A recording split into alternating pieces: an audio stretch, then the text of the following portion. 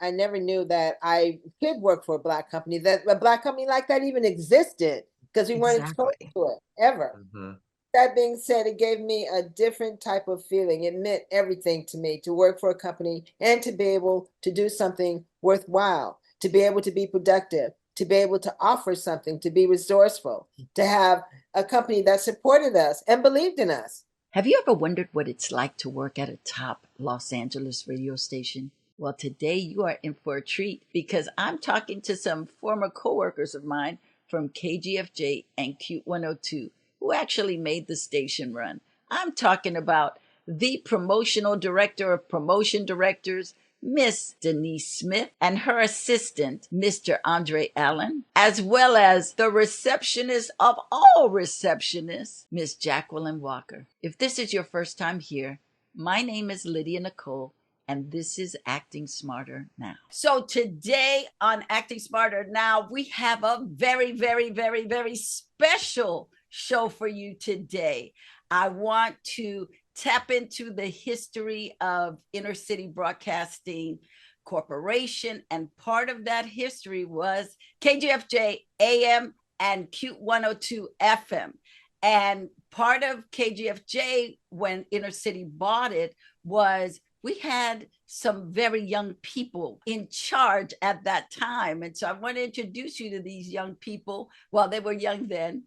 They're still young to me. The first person I want to introduce is Mr. Andre Allen. Morning, good morning. Happy to be here and happy to see my girls. Awesome. Next is the fabulous Denise Smith. Tell us who you are, Denise. Hi, I'm Denise Smith, as you already know. I am the co-owner of, believe it or not, of a radio station, an app called Raw 704. It's in North Carolina. We also have a nonprofit. I've always been in public service. When I was with KGFJ, 12:30 a.m. I did public service. I've continued, and we do a lot with broadcasting. Our studio is set up for the kids, and that's what I do presently. That's beautiful. And Miss Jackie Walker, also known as Jacqueline Walker. Hello, everyone. And hello, you guys. You're like my family, always has been. And wow. Okay, my name is Jacqueline Walker. I was the receptionist at KGFJ and KUTE102. Currently, I am a commercial actress. I've been modeling for over umpteen years. And I'm still currently doing that and pursuing my dreams in acting. One of the things that I wanted to share with people was you guys were part of KGFJ specifically while it was #1 in Los Angeles in the early 80s. Denise was the promotions director. Andre was the promotions assistant director. And Jacqueline was the fabulous receptionist extraordinaire.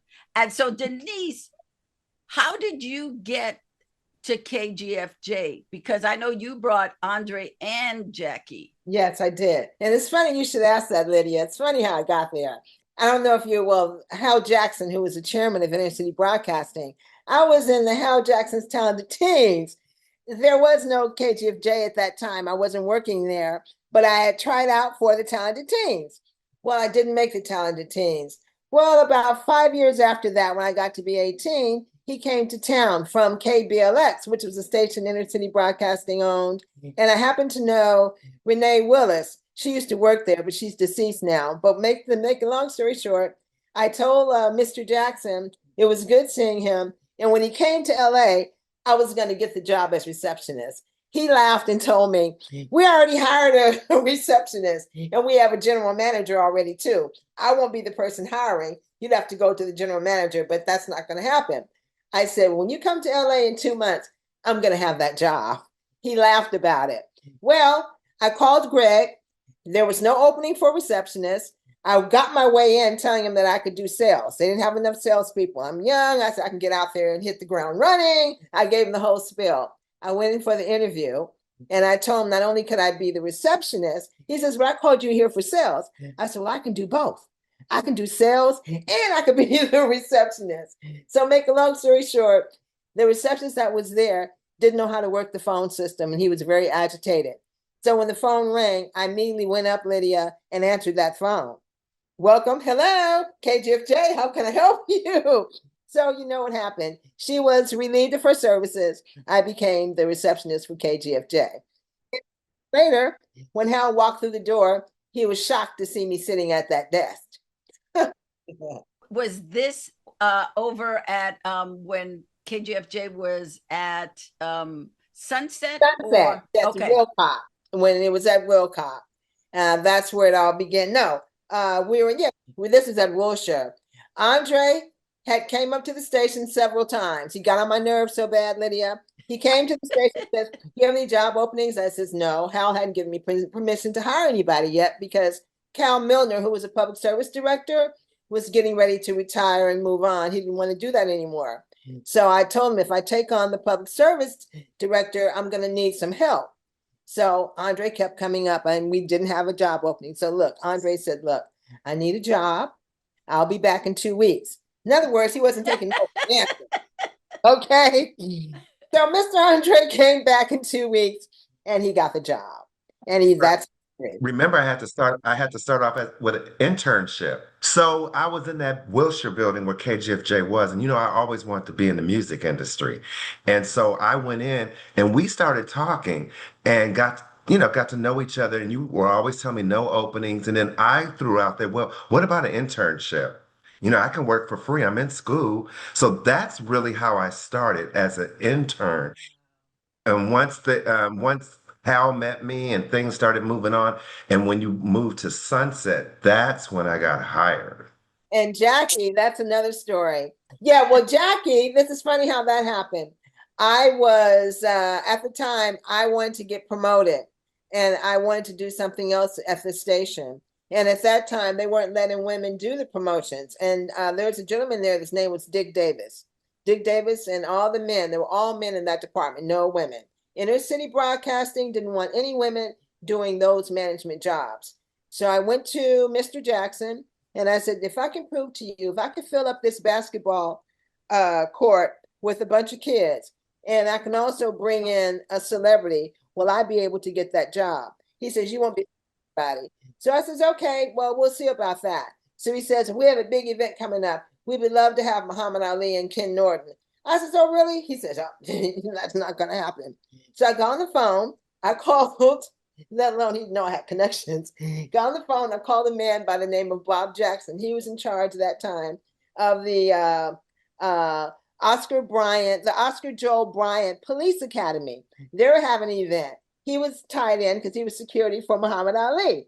So with that being said, I told Hal the next day, I said, I've got Muhammad Ali. I don't have Ken Norton, but I have Muhammad Ali, but I've got to make sure I'm going to get that job. What are you going to do with Dick Davis? He says, I'll worry about that when I see Muhammad Ali walk through that door. And we needed to go on the air. I says, no problem. So make a long story short, that's how the history began. Muhammad Ali came to the station, fell in love with Hal. Hal kept his promise. I became the promotions director, and the rest is history. So Jackie, what's your side of getting hired at KGFJ?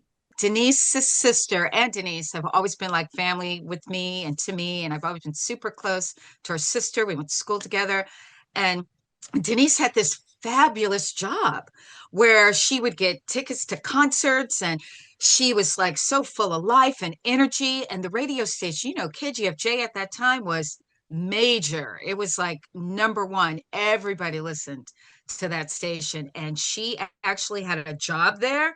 It was like gold. So I was working at a bank. I had graduated from high school, and I just got promoted from being a bank teller to new accounts, and they were going to give me $50 more. And I was so like not enthused with it, but it was a promotion. I get a phone call at work. They go, Jackie, you have a phone call on line one. I go on line one, pick up the phone. It's Denise. Do you want my job? Do you want my job as a receptionist? Yes, yes. You have to be aware. Quit my job and gladly went to KGFJ. It was like a whole change for me. It was definitely a move that I'm so grateful for and thankful for this to this day. I mean, it opened up a whole new world of different people. I was so young back then, and I think I had just certain ideals that things that I didn't think were possible. And to see those people walk through that door, from promotions people from different labels to general managers who would walk in, to amazing experience for me. And I'm still grateful to this day. I had a ball. So Denise, so now you are the promotions director. You were no more than what, 22, 21? I was 21. I started there when I was 18. Okay. I started KGFJ as receptionist at 18 with Greg. May he rest in peace. But yeah, I started there at 18. I didn't want to be the receptionist. I told Mr. Jackson, I'm not going to work in sales. He told me, you have to climb your way up. You just can't go from receptionist to a promotions director. Yes, I can. So with that being said, you know me, Lydia. So with that being said, that's exactly what I did. He gave me difficult challenges that they didn't think that I could pull through. So that was very challenging because at a young age, you don't know that they set you up to fail. You know what I mean? But I succeeded. Yeah. That was good. I love the lessons that I learned. But what was so great about it, that there were no women doing what we were doing. And Lydia, that includes you. You were the music director. So I'd like to turn the tables and ask you a question. How was it being the music director for KGFJ and KUTE? That was a big responsibility for a major market. Well, I had come from BLS and I was the assistant music director, and I've been at BLS for 5 years. So it didn't register to me. I was just doing what I had done before. And in between BLS and KGFJ and KUTE, I was at Casablanca Records in the R&B department. And I was in charge of a lot of stuff because it was just two of us in the department, along with Gerald Busby. So whatever my boss didn't want to do, I got stuck doing it. So here I was. I'd come to Los Angeles at 18. And at 18 years old, I'm working at Casablanca. I'm having to take the music acts to different events. And a lot of places technically would not allow me in because I wasn't 21. And so I would have to pull my if I don't get in, my acts don't get in. So they would let me in, because they really were not gonna let me in. I said, well, they're in the limo. We'll just go back. We don't need to be here. And the places would be packed. So they had to let us in. So me going to KGFJ and KUTE wasn't really a big deal for me. I didn't understand that it was a big deal, because it was just, I was in it. I had been in it. I had been in music at that time for maybe 7 years. So I didn't have a clue, and that's why I wanted to talk to you guys, because when you're young, you really don't have a clue. You are so adventurous, so, on to do what, it's like, okay, let's take the challenge like you did, Denise. You just said, oh, I could do that. When you're young, you just think you can do everything, and you can, because you have not been beaten down with the no. So it's right. Like if someone says something, it's like, all right. So I wanted to ask you, because the three of you grew up in Los Angeles. So what was it like working at a radio station that had been, I'm assuming, I'm making an assumption and you can correct me, but that have been part of your everyday lives? For those people who don't know, KGFJ was a Black station for many, many years. It was also the first station. It came on the air in 1928, and it was the first station that broadcasted 24 hours across the nation. It was also the very first radio station to play hip hop. Unlike they want to say that it was heyday, but it was actually KGFJ. KGFJ was also very big during the riots about Magnificent Montague saying "burn, baby, burn," and being accused of creating the stuff, when the truth was that was his slogan for every new record but because he said it right during the riots, he was fired. So I want to know from your experience what it was working at a radio station that you literally, I'm assuming, and you please let me know, grew up with. It was an amazing time for me. And like you just said too, I didn't really have a clue either. I just knew that I was in the business. I started out banging on doors. I even got an interview at Casablanca Records, probably when you were there. That was my first industry interview. And I think because I had this infatuation with Donna Summer. And so that was the first concert that I ever went to, live concert where the orchestra and all that. I had never seen that before. So that really started it all. But KGFJ opened up so much for me. I mean, the people, the artists, record people, people that helped me cultivate to what I am now. I mean, I'm still in touch with a lot of people. It's just amazing. But what did you think about, here was a radio station you listened to for a long time, and now you were part of it. Thought I was the shit because I was at a Black station working with Black employees, and working with Denise. I mean, I thought I was on cloud nine. I mean, it was just amazing time for me, amazing. And the relationships, like I said, that I built and that I'm still with, it's like Jackie and Denise, I mean, and you, it's amazing.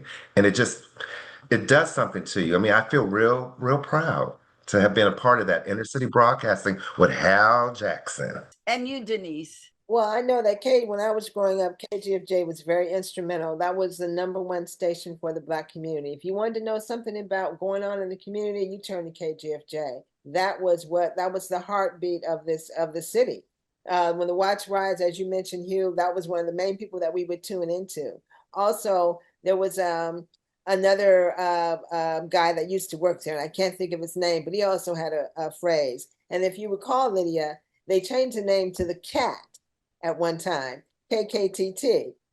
And believe it or not, listeners, they still called it KGFJ. No matter what, and all the billboards said Cat, no matter what they did, people still referred to that station as KGFJ.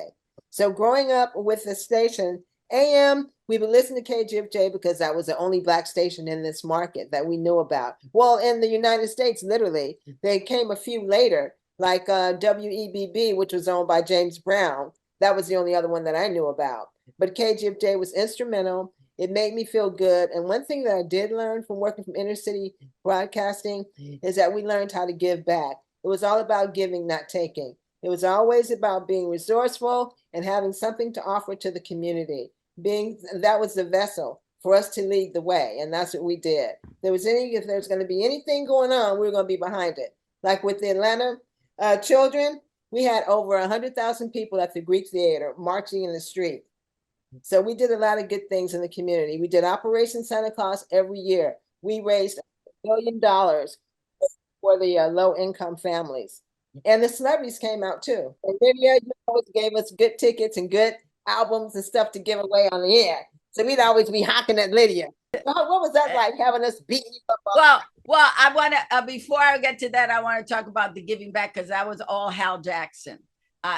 It was, that was something that Hal started when he started in radio many, many years before. That was something he brought to inner city at WBLS and LIB, the giving away of turkeys, the helping, always in the community. And what was so wonderful about you guys in promotions at KGFJ was you guys were always doing remotes. You guys were always in the community. And the funny thing, which to this day I still think is hilarious, is that we had no wattage. We had no wattage. You could barely hear the station if you got out of LA. If you were in Long Beach, forget about it, especially after 6 p.m. Yes, at certain times of the day, that was it. But for a small radio station like that, a small Black radio station like that, to be #1 on the AM dial in a huge place like Los Angeles, to me, is a testament of the promotions, the music, but also the promotions, because you guys were you guys were the troops out there, taking the van out, doing the remotes, constantly giving into community. So is there a story that either of you have going out into the community as part of your, one of your events that still stays with you today? We have many stories, Andre. Yeah, we've got quite a few. Those remotes, those The fire events, truck. yes, were the best because we would be out there in the van and just in the community with our people and just meeting them and talking with them. I mean, if those were some really, really special And times. I remember the time where we had bought this fire truck. And every promotion we'd have, when we first got the truck would break down. The truck would break down, Lydia. Andre would call me at 12 o'clock at night. Guess what? We're not going to go live on the air right now. The show's over. What happened, Andre? Get ready for this. The fire truck broke down. So I remember those times. Andre said, but I got it. We're going to improvise. So but that time there was we didn't have fiber sticks, none of that stuff. It was manual. So Andre would have the DJ pull out that board. The board would already be hooked up. We have to call into the station at that point. Yes. Oh my God. From the landline, Lydia, there was no cell phones. No. So those it's like, how did it happen? Right. You'd have to go find a phone, go get the DJ to go over to the phone to call into the station. Okay? So those kind of memories that I remember. We have some really good ones too. So those remotes were really funny. The DJs. The one from the Greek Theater. The DJs, yes. I recall we're supposed to do a remote from the Greek Theater. And Andre, I don't remember, there was a guy, Tony, who used to work for us. He forgot to bring one of the main components for us to do the live remote, Lydia. So Andre convinced him. Was this Tony Flynn? No, not Tony Flynn. It wasn't Tony. Used to drive the fire truck. Oh, okay. Yeah. That Tony. I'll never forget that. That was one thing about the Greek Theater. They always liked when we would do live stuff. So this particular time, Tony had forgot one of the main components for the live remote. We had this hookup, that box, whatever I forgot what it was called, but that was all part of us getting us on air. Andre had to figure out how we were going to get on air. Andre convinced the Greek Theater that we need to use their box office phone. So he had to make a phone call. So we were able to use their phone to do our broadcast from the Greek Theater in their office. It was so funny. That's one of the best memories that I recall. I think it is. Andre, was that your first year working with kids? Really? Yeah, that was first year. It was challenges because that was a new role for me and a whole new thing. And Denise was always pulled in so many different directions. I'd always look for her, and she had that notepad going to Hal's office, going to Hal's office. And it was always all my calls. Yeah, she'd be gone. It'd be an hour or hour more. She's still in there talking to her and Hal. Then she'd come out and she'll tell me, okay, we got to do this. And he wants to do this and this and that. And I'm like, oh, okay. Well, how are we going to do? Well, we'll figure it out. That was Denise. We'll figure it out. We will figure it out. Yeah.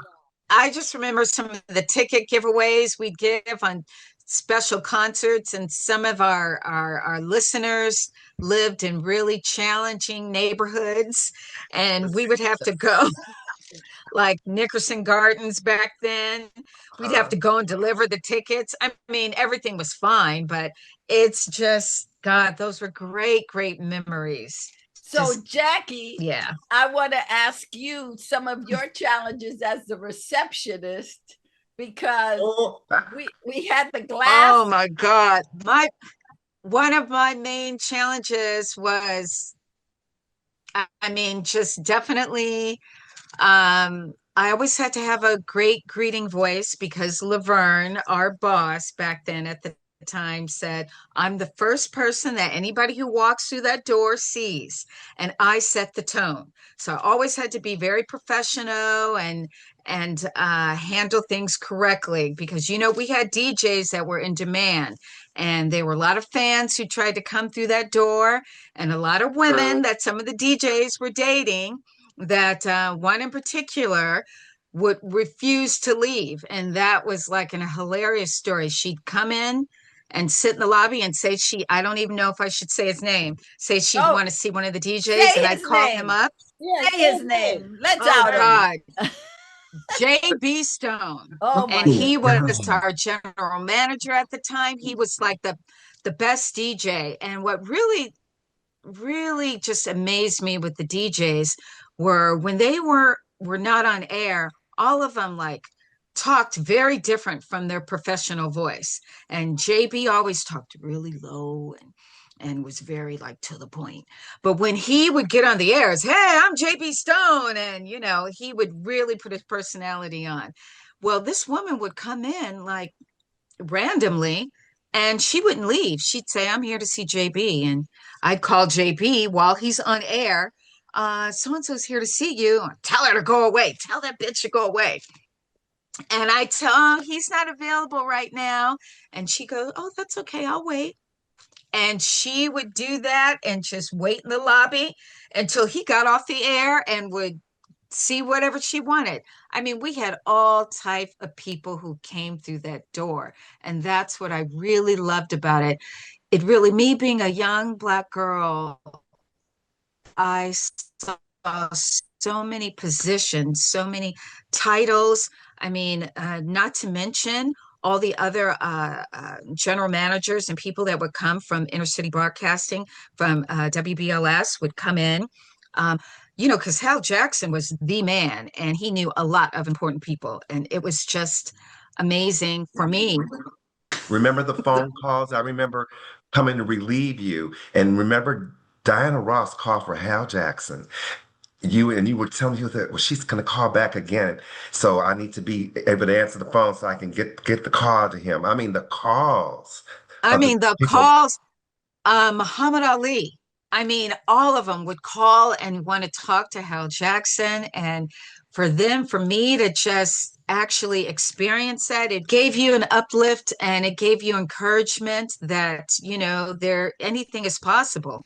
And what really blew me away is how young we were back then and how it was, you know what, it was so easy when you think about it because we were just so energized and we were just really a part of a big part of history in LA. I mean, LA, to go to high school and listen to this radio station and actually be working there and to see all the That was different, big stuff.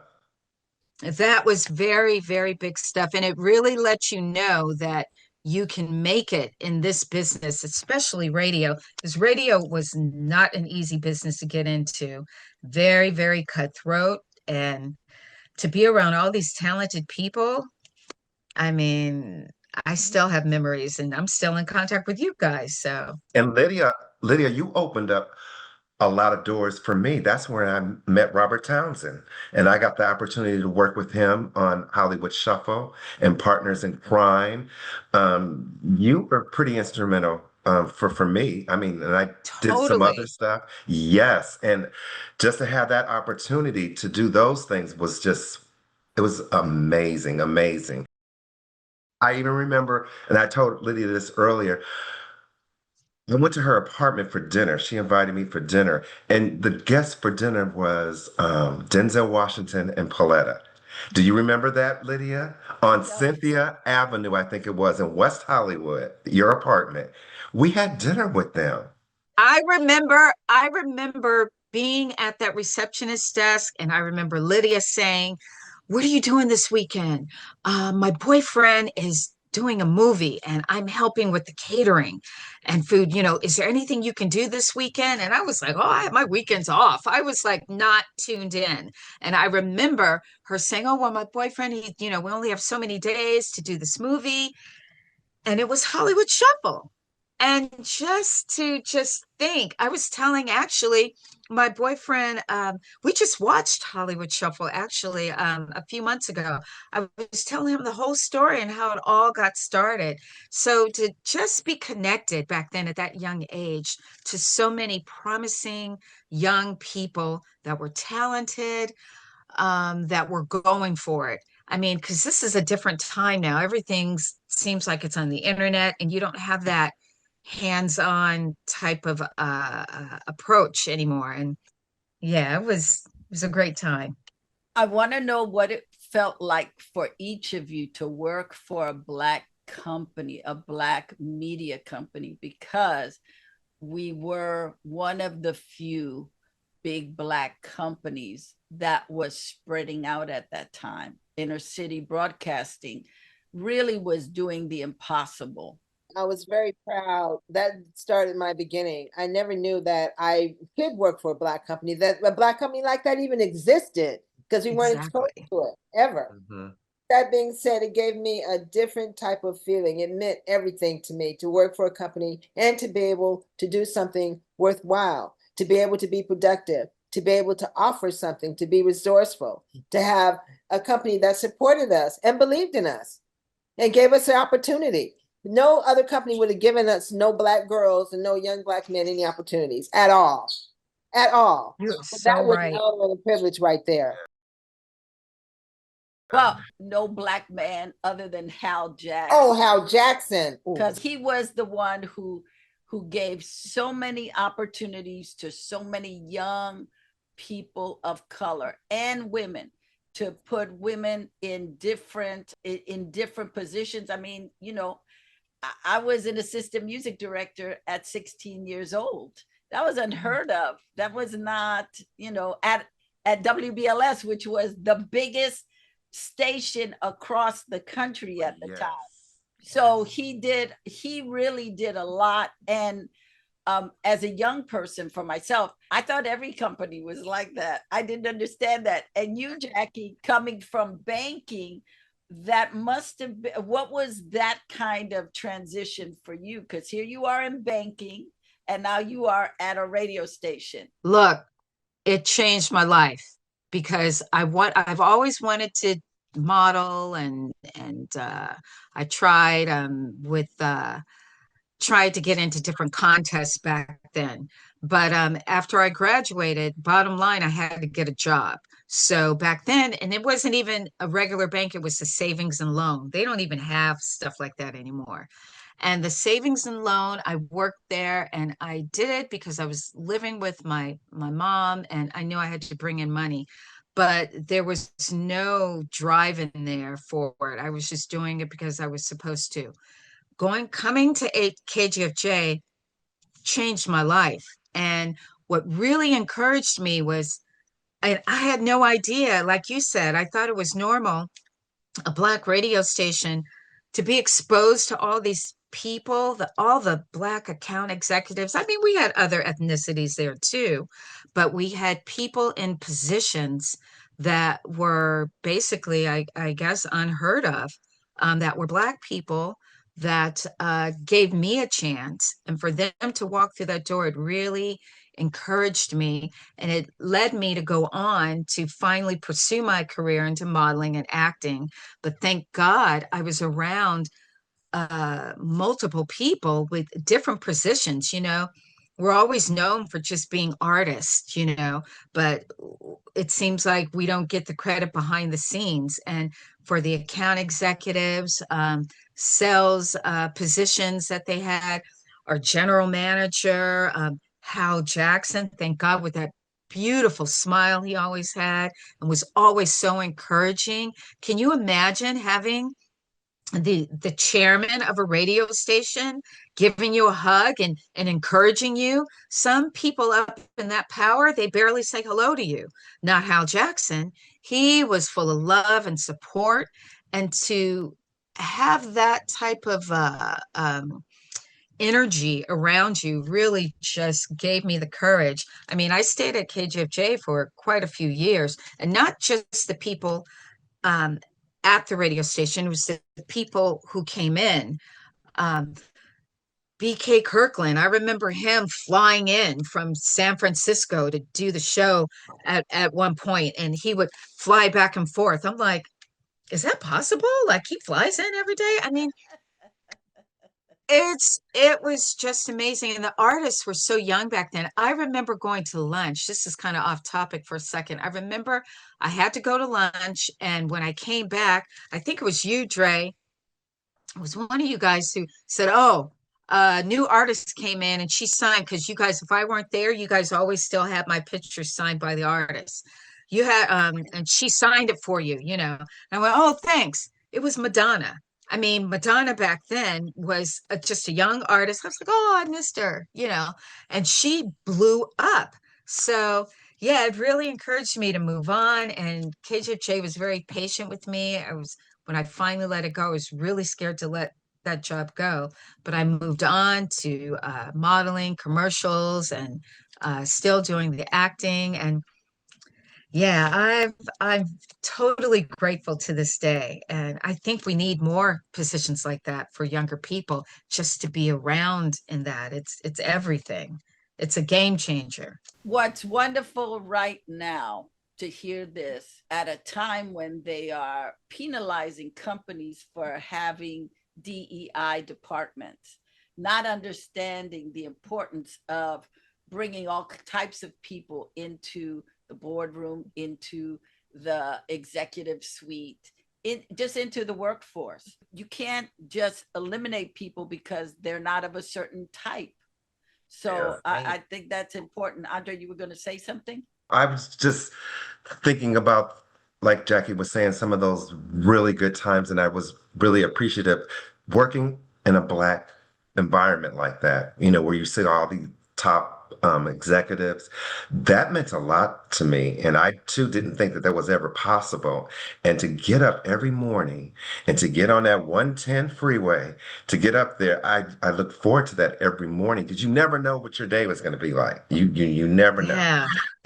And you never know how long I was going to be at work or the times that I might have to go home and then come back again.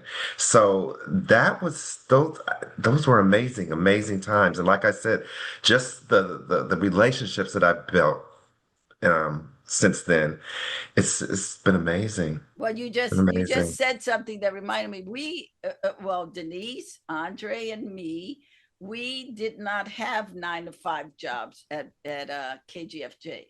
I remember being there midnight, 2 o'clock in the morning to get those. I don't know if you remember, but for a while, Lewis Silas Jr. was doing our weekend disco mixes. Yep. And so he would have to pre-program that. And we would be in the editing room, him editing, and we would be there sometimes till 2 a.m. for him to finish it, to have it ready for the next night to put it up. So when you said happy to get to work, I remember getting to work at 7 sometimes in the morning. I remember there was a time when I was on with Crazy Levi Booker, who had another name for him, but I was doing this character called Buddy Buddy with him. So I would have to get there about 5:45 to sit in the control booth, to banter with him for a little while, which was very easy to banter because he and I bantered negatively all the time. So, I remember, yes. I remember. Oh, yeah. No, I just love the different personalities of the account executives. We had Ken Thompson, very, suit, very professional. I mean, that's so nice for a young Black girl to see. I remember Krishna and oh God, I could go on and on. Sheila. Yeah, everybody had their own style. So for me, I learned that you don't have to be a certain way because this was a radio station, but it was still corporate still, but you didn't have to be this one regimented way. You could come with your own style and flair. And like you mentioned with the DEI programs that are ending, it's so unfortunate because for a young Black person to see all these different personalities within us, we don't have to be just one way, one personality to exceed in this type of business. I mean, and it's not just, and with DEI, it's not just Black, it's women, it's disabled people. I mean, you know, it's people who look like you walking down the street. To see somebody, and now you, when you go to a business, you're just seeing one of a kind. and that was another thing you touched on, Andre, and you, Lydia, going to work at like 6 something in the morning, and you being happy, Andre, on the freeway on the 10. That was another thing. That job never felt like work. I mean, we were all a part of something, and to be connected to the neighborhood, to people, making people happy, giving them money, giving them Cars, tickets, yeah, cars, cars, and Hard. I houses. mean, Yeah. really helping people. What I did learn from Mr. Jackson was he taught me one thing. He taught me you don't walk in front of the people, you walk with the people. And what that means is we're all one and we all have something to offer the community. And I've always kept that with me. It's because he always walked with the people. He never walked in front of them or behind them. He walked with the people. So Lydia, I'm sure he told you that too. That was one of his things, his genres.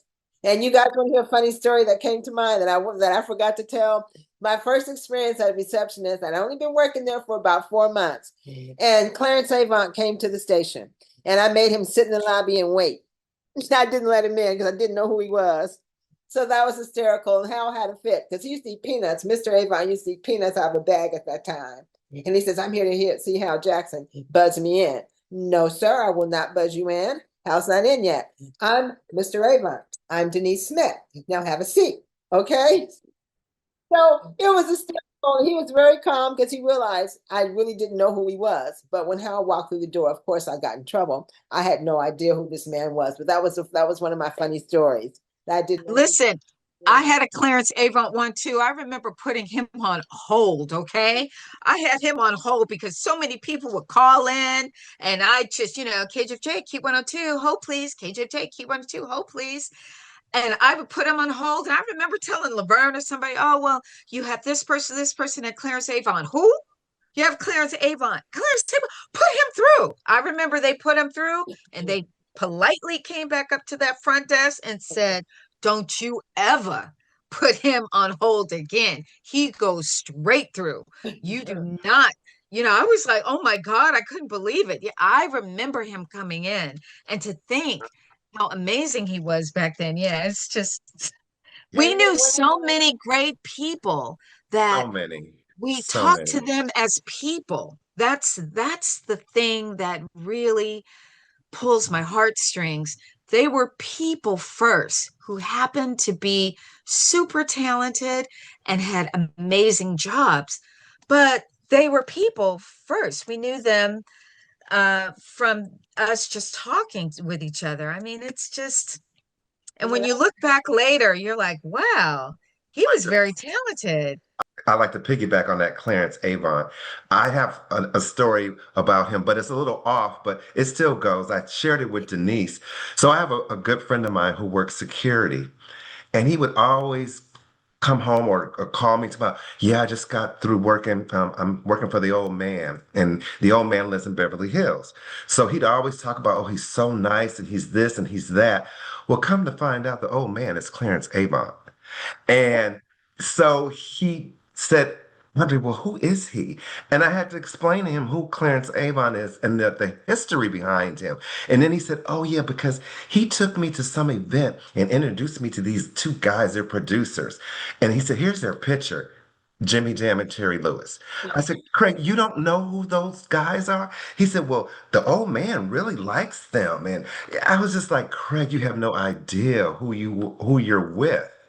It Okay. just goes to show you the history. I also want to interject here that that KGFJ and KUTE102, because we were housed in the same building on Riverside Drive.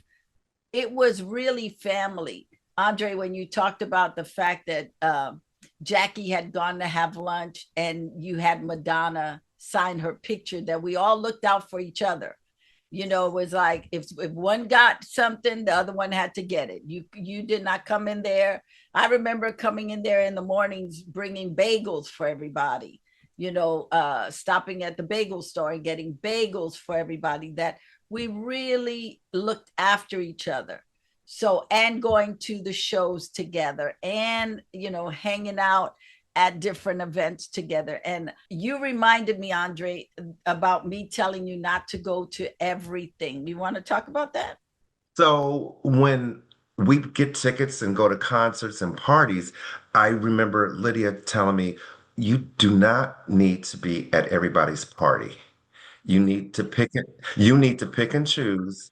Um, that's just not going to happen. I don't want to hear that you were at this party and you didn't leave to such and such. No. And even to this day, I go up to parties and I do a lot, but I come home and I don't close parties down. I don't close clubs down. I still carry that. You don't need to be at everything. You don't. I learned that at BLS. And the reason for that is you don't want people to get too familiar with you, that when you show up to something, it really means something to them, that you took the time to come. They can't believe you came. That was something I learned from Frankie Crocker when I worked at BLS. That was, you don't accept every invitation, especially in entertainment. You want to be a bit of an enigma. So when you show up, people really value you, you know, and you don't want to accept everything because you also don't want to be beholden to anybody for anything.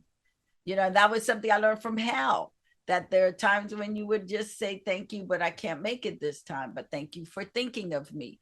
That, you know, that you have to pick and choose where you're going to present yourself. So just something, and something for young people to know, that you don't have to be in everything.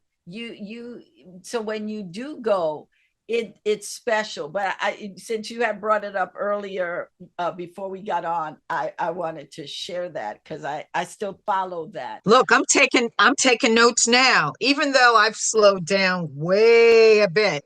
But yeah, those are good notes. And wait, I just want to tap in a little bit about you bringing bagels, Lydia. You totally introduced me. I know this is a little extra personal, but you totally introduced me to bagels, cream cheese and bagels. And you did used to bring the best warm bagels and used to make that cornbread with the corn in it. It was so good. And you hit me to Shandara's.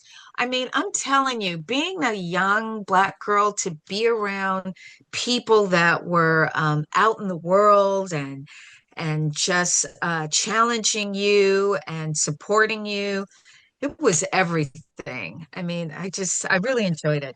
And Denise, you had that drive that was amazing. You guys, I tell this story from time to time. I finally got my car. I lived right across the street from Denise, and I had car trouble, and I had to take a ride with Denise. Denise had this beautiful yellow BMW. It was like a bright color. She would be driving to work in the morning. I had to ride with her because my car was on the brink. And she rode that stick. We had Donna Summer blasting in the morning, going to work. She had her coffee in the little container, the little console area. And back then, you weren't supposed to be smoking weed. She had a little weed and was driving and working the stick and the coffee and looked all great, makeup, everything done. And I remember looking at her going, how does she do it all? And would just get to work and would be right in the calls. Hold my calls. I have a meeting. It was always this meeting and that meeting and getting this promo going. And it was just, she was very driven. And it was great to see a young person just take charge. And thank God, Hal and KGFJ and all of it let her do that, because the way things are now, it seems like jobs, we don't even know if we're going to have many jobs with AI coming. I mean, I hate to put. No, that's not true. That's not true. We're not going for that because look, AI is about, it's a new tool and we just have to learn it. People who will get People who will get left behind are people who are not plugging into what AI can do. AI is not the fallacy is that AI is going to take jobs. Yes, it will take jobs of incompetent people who weren't doing their work to begin with. But if you are smart and you are learning AI and you are using it to benefit you, you're going to be working for a long time and making more money than you could ever imagine. So I just want to throw that out there, because with every new thing, there's always going to be a shift. You know, either you get on board. It's like when the smartphones came out. You know, so many people were afraid of the smartphones. I remember when microwaves first came out, and the fear of, I'm not putting my food in that's going to be cancerous. So with every new technology, there is a shift. There's a great book called Who Moves My Cheese, and it exemplifies what it is when you know, the old stuff is going. And it's a great little book. It's done in like a little parable, and then it breaks it down into practical stuff. But the story is about two little people and two mice, and they're in this area where they're just eating cheese, having the best time eating cheese. And then one day the two little people look up, and the cheese is gone, and the mice are gone. And one of the little people is like, "Where's my cheese? They better bring my cheese back. I want my cheese." And the other little person is like, "Hey, maybe we should go in search of the mice because they know where the cheese is." And so this one little person, he just will not budge. He says, "No, they got to bring my cheese back here. I don't care. I want my cheese." And so the other person said, "I'm going to go look for the mice." And so what he did was he let little crumbs along the way, hoping that the other person would follow him. And he was smart enough to go looking for the mice and found where the cheese was. And to me, technology is like that. You know, just think when you first got your computer. When you first got your computer, I remember getting my computer in the 1990s, and they were saying, you know, it becomes obsolete every 2 years, and then it went to 18 months, and then it went to 6 months. It's like a car. So as soon as you get it, it's devalued because technology is moving so fast, and our jobs in the period of time we live in is to be technically savvy. So I don't want to give a big speech, but it's important that we understand that now that we're older, you know, because the young kids ain't worrying about AI. They're manipulating it. They're using it. Yeah, I do too. I do too. We've been using it. I mean, whenever you Google something and we look for the answer, it pops up. So it's kind of like it's always been there. Yeah, all the Yeah. kids in my office, they use it, so I'm up on it, and they're surprised. I told them I was self-taught. You learned on your own? Yes, I sure did. I got my first computer in 1992, so Uh-oh. yeah, IBM when they had all the commands, / colon, all that. So I want to ask a question about. Tell me your favorite Hal Jackson story. For me, it was how during his pageant, we were at the hotel, and Hal was running late, and Hal was trying to get his tie together, and he was getting frustrated, and I was able to help him get his tie together, calm him down, and there he went out the door. I mean, that was a lot because I mean, you had to be there to see that and to go through that.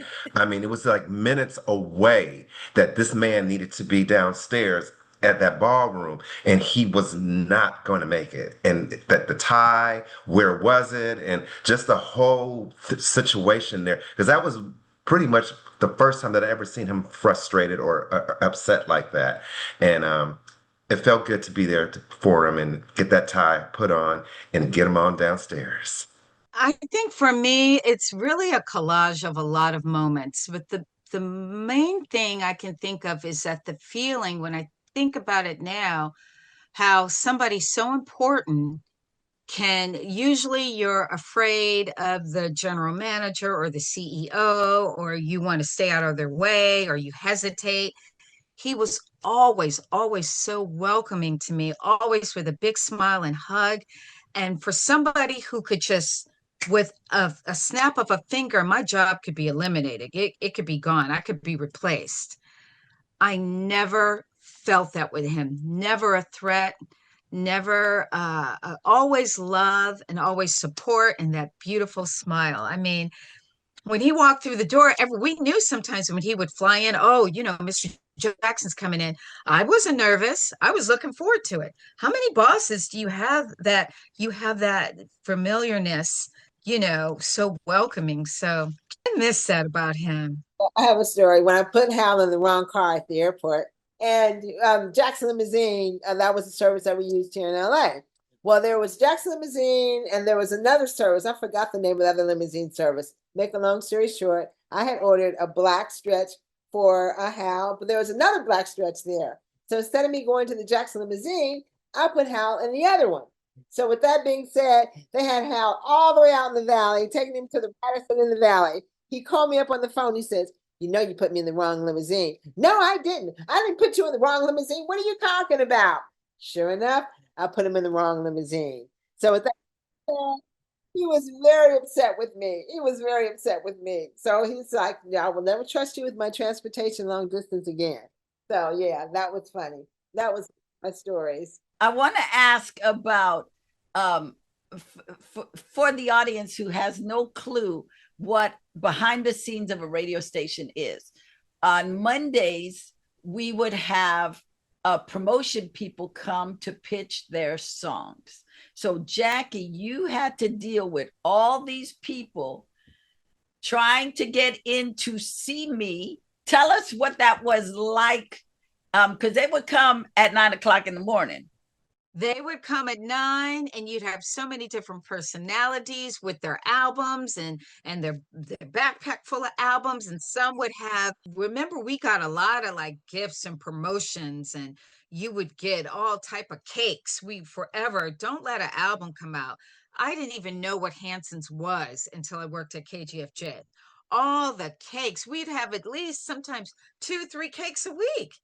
And they would try everything. They try to schmooze me to get in, hey, how's Lydia doing? And it was always a lunch, and I have a lunch with Lydia, or they would just do a little bit of everything. And I loved all those different personalities. Some of them looked like they traveled for 1,500 miles. Some of them looked wore out, but they were there.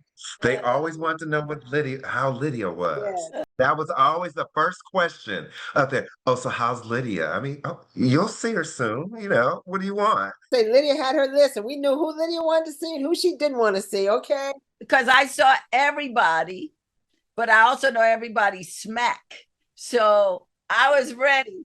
My favorite, and I'll just share my little favorite, being the music director of 2 radio stations, and every record to the promotion person was the most important record that day. That was it. They were going to lose their job if they didn't get that particular record on.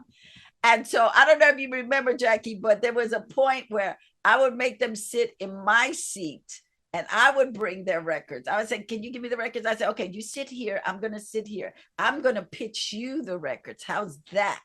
And then I said, you got to play this record. Oh, if you don't play this record, I'm going to lose my job. My babies aren't going to go to school. I don't know how I'm going to eat. That's how they would come to me. I remember in particular having 2 regular promotion people come in my office literally crying that if I did not put their record on, they were going to lose their job. And they went to Hal's office across the way to also tell him that. And I walked right in behind them, and I stood at the door as they were telling their little sob story. And I said, Hal, then they need to lose their job. And they never came back with that kind of stuff. But, you know, they were going to pull whatever. I mean, listen, everybody's trying to get their stuff played there, you know, but the difference was that I had come at that point, I'd come from records. So I knew this, I knew all the stories. They couldn't tell me something that I was, oh my God, really? You're going to lose? I said, yeah, I worked at Casablanca. I was on those conference calls. I know what you tell the program director and the music director to get your record played. I don't want to hear it. It's not good. That dog is barking and we are not playing it. And so but it was interesting. And sometimes I would feed them. I would make cornbread. I would make cookies. I would make stuff for them. I do believe, and I don't think I'm exaggerating in this, that we were a different type of radio station. We were a little irreverent. We were not, business only. That we embraced not just the people at the station, but the people who came in regularly. They became part of our family, or at least that's how I saw it. You know, that they were having a birthday, so you wanted to celebrate them. That, it was like they really, I felt, and my focus while I was at KUTE and KGFJ was always to make the promotion people, whoever came to see us, make them feel welcomed and make them feel family. So if they did something stupid, they got called out on it, because that's what you do with family, right? Yeah, that was God, when I think about all the parties, all the promotions, and it really spoiled me with all the tickets to the concerts and the backstage passes and the parking. It's like, I felt like I had to have VIP parking every time. I always had a parking pass. We always had the ticket to the concert, and we always had backstage. And when Hal would take us as his entourage, those were some of my favorite times, when we'd all pile into the limo to go to the show. He was like, okay, I got tickets, we're all going. That was a fun, I enjoyed that. I wanted to ask about some of the other people that we didn't talk about, like Carol Carper, who was amazing, who was our news person. Carol was delightful, always sweet, very kind, and is still in the business, And one of my other favorites, Tatiana Polk. This is Tatiana Pope. Yeah. Forgot about that. I remember Bob Felix. Remember Bob Felix? Yes. And Lucky Pierre. Oh, Lucky Lucky Pierre. Eddie Love. Yes, and I still talk to Who's Eddie. still around, doing things. Eddie and Carol. Eddie Love. Oh my God, I haven't heard that name in years. Yeah, he's okay. He moved to Jamaica. Really? Remember you guys, Tyrone Boogie Nelson? Tyrone Boogie Nelson. Oh. All of them had such great voices, and they were such great personalities. Remember Hazel? Oh God, yes. Alvin Waples. He was a character. So Alvin Waples was right before I came, because I was working at Casablanca and he and I got into it. Lydia, you were always getting into it with these guys because you didn't play with them. That was one thing you were known for. He had come up to Casablanca for something. He got sassy with me. I said, oh, you talking to the wrong one, buddy. The wrong one. And he was, yeah, I don't exactly remember what he did, but I was like, that is not going to fly. Not going to fly. And then, because he was at KGFJ right before Inner City bought the station. So when Inner City bought the station, he was the program director, and he penalized us at Casablanca because I would not apologize to him. I said, I'm not apologizing. And I'll never forget this, because Gerald Busby, always wanting to be the peacemaker, decided he would take us to Chasen so we could make up. Now, I don't know if you remember, but Chasen was like a premier restaurant for Hollywood celebrities. I had never been. And so Gerald said, "Where do you want to go?" I said, "I think I'd like to go to Chasen's." He said, "We'll go to Chasen's." So we go to Chasen's with Mr. Waples. And so we're sitting there, and he and I we're sitting in a circular booth, and he and I sit together. And Gerald was trying to make peace because Inner City had just bought the station. And I think Alvin was afraid that I was going to get him fired. And so he was like, and he's like, you're like my little sister. And I said, first of all, I'm not your sister. I don't know you like that. I said, and you were very disrespectful to me. And if you were very disrespectful to me, I'm sure you've been very disrespectful to other people. And one of the things that I learned from working at BLS was that it's nice to be important, but it's important to be nice. And you, sir, have not been nice. And I ate my food. I refused to apologize to this man. And needless to say, without me saying anything, he was let go about maybe a month later. I just remember thinking, oh, I'm sure he's going to think that I said something, but I didn't. But your character shows up. If you are not a good person, you're going to be found out. And so, and in the record business, there are a lot of great people, but there are also those people who are abusive, that are not kind, that are disrespectful, and especially the women. I can't speak for either of you, but I remember, being in situations where men were they were disrespectful to me, and I would call them out. I was like, excuse me, who you talking to? You don't know me. You do not know me. So it's a little better, I hope, today. But back in the 70s and the 80s, men were very dismissive of any woman who was in a place of power, And if you were pretty, if you were attractive, then they were sexually disrespectful. They were almost to the point of being assaultive. Like they'd start, touching you inappropriately. So I remember that, and I just remember always, being on the ready to fight. I'm like, no, we ain't playing that. I don't know you, sir. We're not playing that. No. Is there anything that you want to share about your time at KGFJ that you think is of importance that maybe the audience should know, Denise? Well, I know that, as you can see, I've continued on with broadcasting. One thing that inner city broadcasting did for me was give me a broad education in broadcasting. Also, the opportunity to go back to school, which they paid for.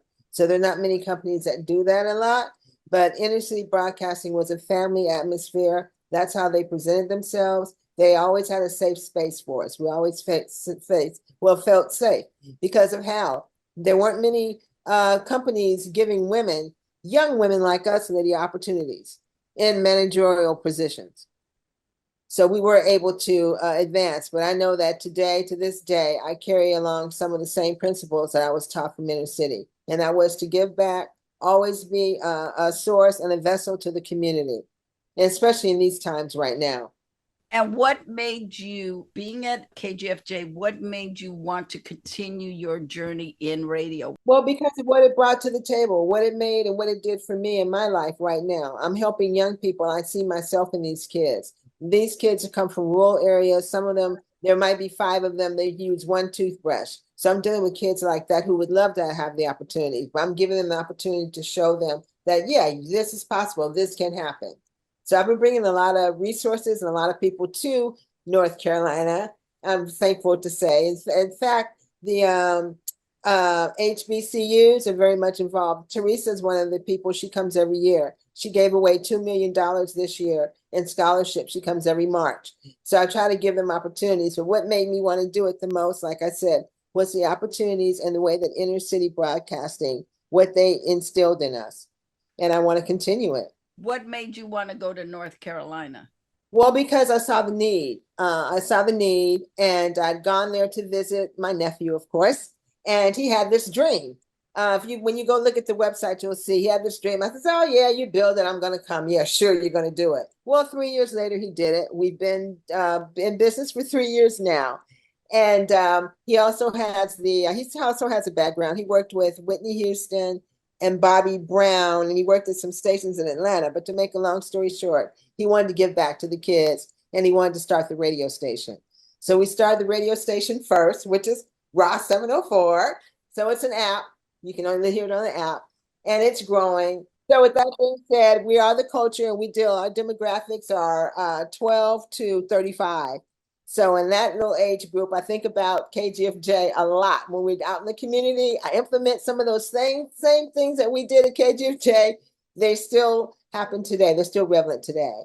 So we're very active, but that's why I went there. These kids get no opportunities, and they want them. We're here in the city. All these city kids get the opportunities, but they don't take advantage of them.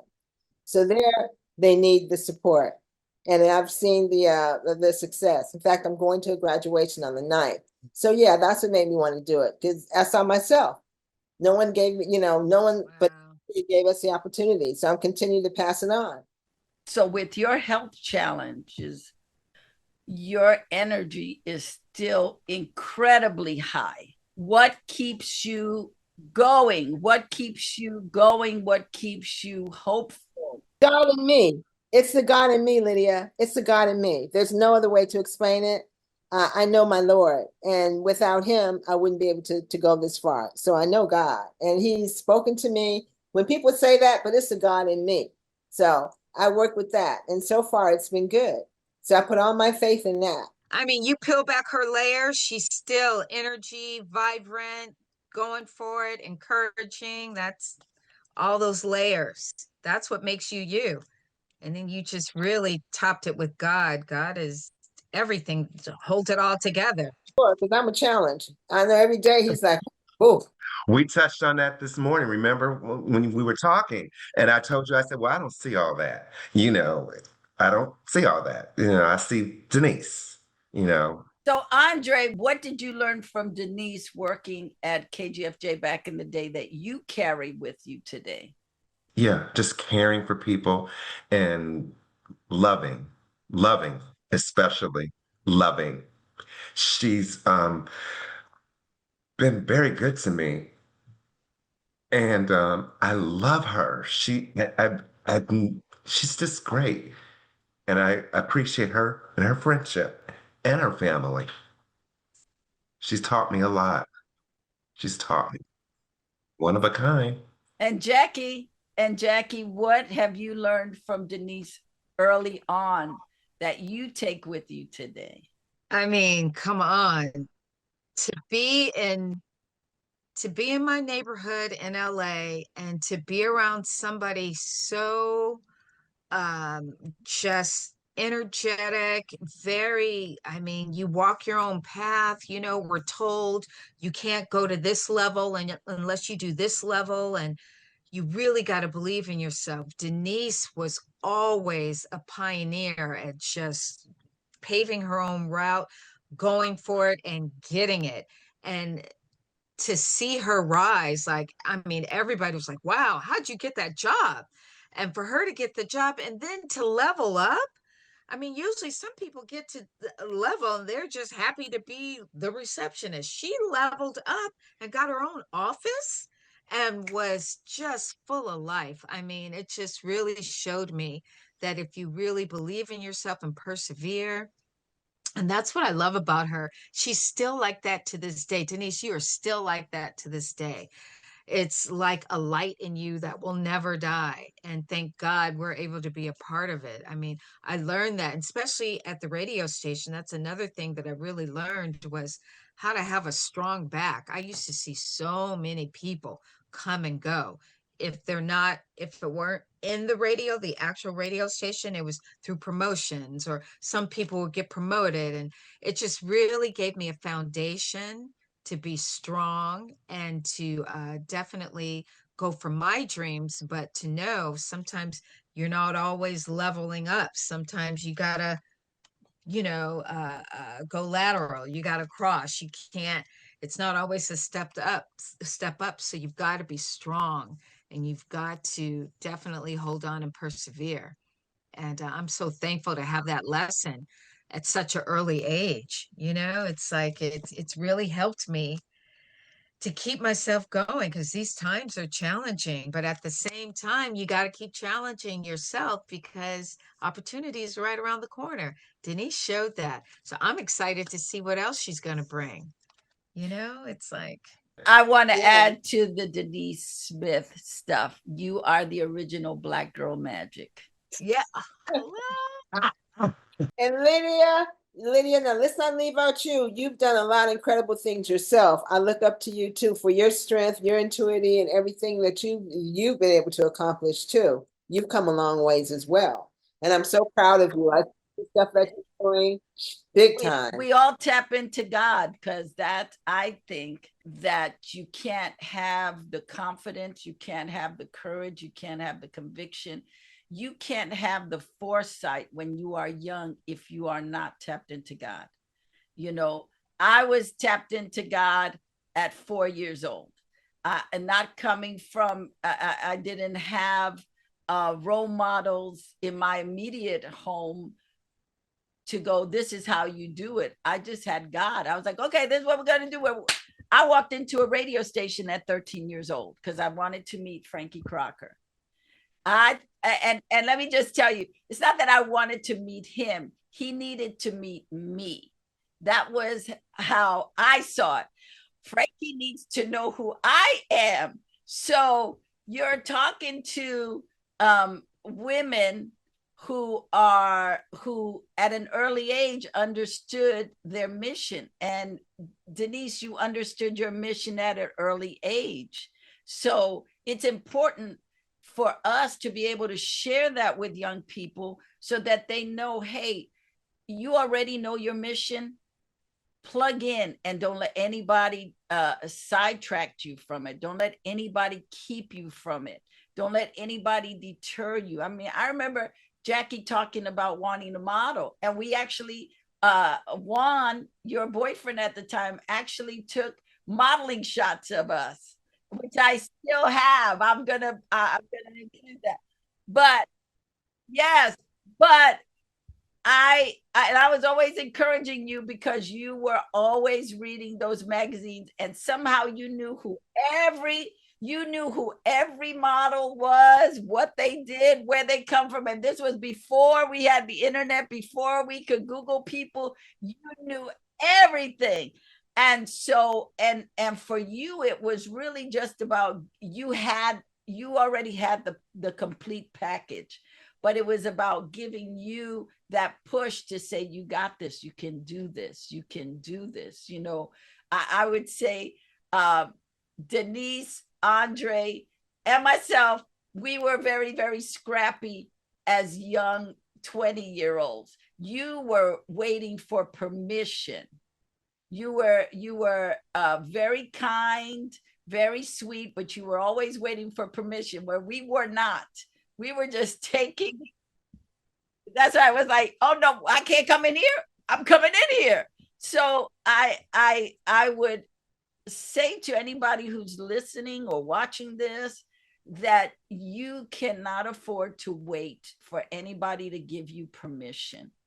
If you have a dream, if you have a goal, if you have something you want to do, just start doing it. This is the time right now where you can start anything. You know, Hal Jackson taught us that. Here was a man in Jim Crow era who lost his parents at the age of 7, and literally at 13 was on his own. He did not have family taking care of him. He had to survive. He survived by shining shoes and renting a little room. And then he put his way to college. He did all these things. His dream was to be a sportscaster at a time when Blacks were not allowed to be in front of a mic. And he figured it out. He went the back way. He bought time. and then got on the air because of the fact that he had bought the time, and then they couldn't get rid of him because the time was paid. He was the first Black man on white radio in DC, and he opened his doors. He did not wait for anybody, and so we are that generation that followed him, and now we need those generations ahead of us to do the same. We can't let the doors close. We can't let anybody tell us we can't do something. You have technology now that you don't need to have a radio station. As Denise said, you get yourself an app and you create a radio station. Thank you. And with the app, it goes even further. And our studio is nice too. Take a look, Lydia, at our website. I will. I want to ask you, each of you, we'll start at Andre and then go to Denise and then Jackie, is give me your last remarks, anything that you want to say, anything that you feel compelled to share with the audience. That I've worked for the most beautiful and talented women, Black women, at an early age. Like I said, I think KGFJ was one of my probably second or third real job. And like I said, to be around the three of you was amazing. And it just brought together Andre. And I appreciate that. And I appreciate being a part of inner city broadcasting with Hal Jackson. That whole time of my life was amazing again. And it brought me to who I am today. And I like to say, don't make someone a priority that makes you an option. And remember that there are many opportunities. Don't let anyone tell you you can't do it. You can't be different. Yes, create your own. If someone doesn't want you to sit at their table, go get another table and make your own table. That's it. Simple. I'm going to piggyback off of that too. Totally.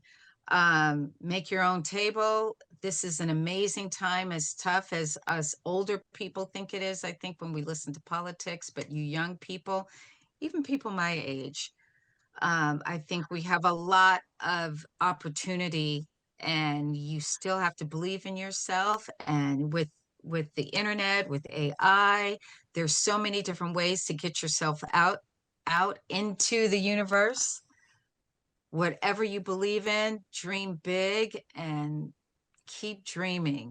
And even the dreams bigger than what you're thinking can happen, but it won't happen at all unless you start. Don't listen to that outside noise. Don't listen to your friends who are telling you something, who's trying to diminish you. Don't listen. You have to sometimes not get out of your own way. And don't even listen to that negative side. Every time you think a negative way on any of your ideas, like a coin, there's one side, flip it over and think of that positive side and start from there. Just do it. Just try. Little steps, baby steps lead to bigger steps. But don't wait until it's too late and you're wishing you had that chance.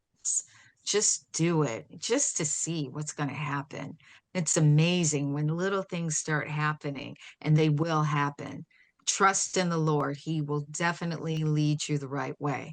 Every time you hear that negative, talk to God, speak to him. Believe me, it can happen. That's happened to me, and I've been really on a good track, feeling good. And then all of a sudden I start being of the world and not praying and leaving my connection with the Lord, and then things start kind of falling apart, or my dreams don't go exactly the way I wanted. So stay focused with the Lord. That's something that I'm teaching myself, and trust me, it will work out. Amen. And I will add to that.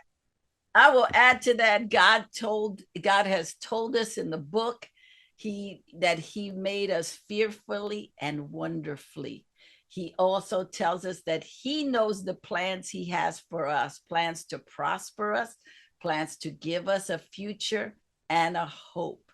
And if you are discouraged, if you have any kind of opposition, read Joshua chapter 1 from verse 1 to 9. So you know what God says to you. He says, be brave and courageous. Do not fear. Do not be dismayed. That he is with you wherever you go. He is with you. He will take care of you. You know, a lot of times we lose heart because we don't believe that God is with us. And so if I didn't learn anything else from growing up with Hal Jackson, and I was very fortunate in that I was with Hal from the time I was 13 until he passed. And that is that God always makes a way, that he will always open the doors that you cannot. And if you just trust him, if you just stay steady, if you just do what it is that you do. Denise said something earlier about being different. Celebrate your differentness. That is what's going to give you the success, not you being a cookie cutter, not you wanting to be part of the group. Everybody here is different. Denise got in the door because she was different. Andre got in the door because he was different. Jackie got in the door because she was different. I got in the door. Well, I pushed the door in because I was different. We're not unique. You can do what we've done, and there's more opportunity for you. Don't buy into the lie that there's no opportunities out there for you. No matter how dark it looks today, God always has the right opportunity for you. In his time, his way. Your job is just to be willing and obedient. The Bible says if you're willing and obedient, you get to eat the good of the land. So I celebrate you. I thank you for watching this special treat on Acting Smarter Now. I wanted to introduce you to my old family members from KGFJ at KUTE102 and say thank you for watching, and check out the next video, which is also going to hype you up. That was so much fun talking with Denise Smith, Andre Allen, and Jacqueline Walker about our time at KGFJ and KUTE102. We were crazy back then.